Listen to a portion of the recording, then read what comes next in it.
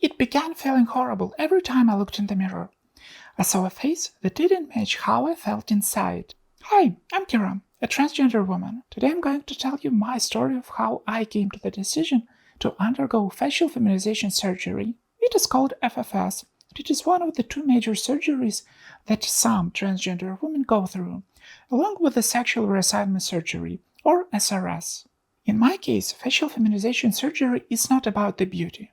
It's about fighting dysphoria. It is also about fixing some facial features that testosterone added to my face during my first puberty. I began my HRT at the end of February 2024. I was expecting to see visible changes since my day one after starting taking estradiol.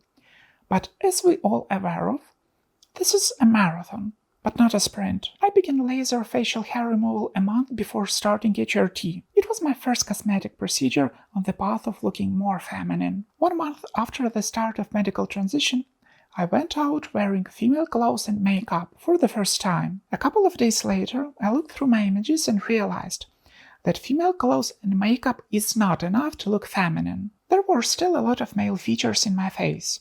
Deep set eyes, wide nose, big brow bone, and so on. Dysphoria hit me so hard that I couldn't wait any longer for the HRT to change the way how I looked. I realized that even if I waited for some time, hormones wouldn't change both structures of my face. I was torn apart by the need to present myself in society as a woman, and the anxiety of being recognized as a man, just wearing female clothes. There was a significant difference between the way how I looked and how I felt I should look. It was like living in a limbo, without visible way out. But I began searching for different options. In 2 weeks I made an appointment with a cosmetologist and had my first medical procedure to feminize my face.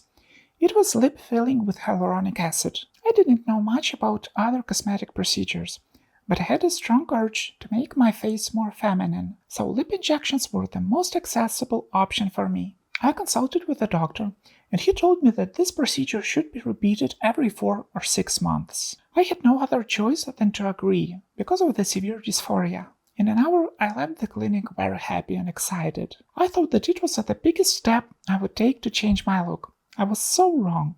The procedure wasn't painful because of the numbing cream, but as soon as it wore off, I felt my lips sore and getting larger. In 2 days, their size doubled, and they became purple because of the bruising. At that time I didn't care. I applied makeup, wore female clothes, and went out again. Euphoria lasted for a couple of days before I saw my reflection in the mirror. I still looked masculine, as I thought, but with bigger lips. I asked my ex-wife, what should I change to look more feminine? Because I couldn't examine my facial features in detail. I only saw the big picture of the face that wasn't letting me live fully. Soon we figured out that there was a big distance between my upper lip and the nose. It is considered mostly a male feature. Women usually have a shorter distance and a fuller upper lip. I already knew that there was no way to get anywhere without plastic surgery, so I began searching for a surgeon nearby. Frankly, it was a bit tricky. I found only 2 surgeons who showed their portfolio without pressuring me to pay upfront, and blindly believing in the best result. I guess facial plastic surgery is the last thing that should be done in the name of faith alone. There should be a clear picture of what transformations your face will undergo. You don't get a second chance. Revision surgeries are usually much more expensive, and healing is worse than doing everything at once. One of the 2 surgeons I chose suggested making a 3D model of my face to get a better impression. Unfortunately, software he used was very limited, and had trouble showing the result of upper lip lifting procedure. Nevertheless, I had a paid online consultation with him. What I can say for sure that it was one of the best investments, and I'm very happy that I spent money that way. First of all, we discussed my desire to look more feminine, and that I was considering doing upper lip lifting procedure. I asked him about all the details and techniques he used. He answered everything, but I knew something was wrong. He asked whether I planned other procedures and what kind. I told him about my plans of recontouring forehead, removing brow ridge, making nose narrower and a bit lifted. And then he explained the real purpose of plastic surgery to me. Our face should be in harmony. Eyes should match lips, nose, cheeks, chin, and so on. People read us by looking at separate features, and then forming an overall impression. If one part looks perfect and the others don't, it will look unpleasant to the eye.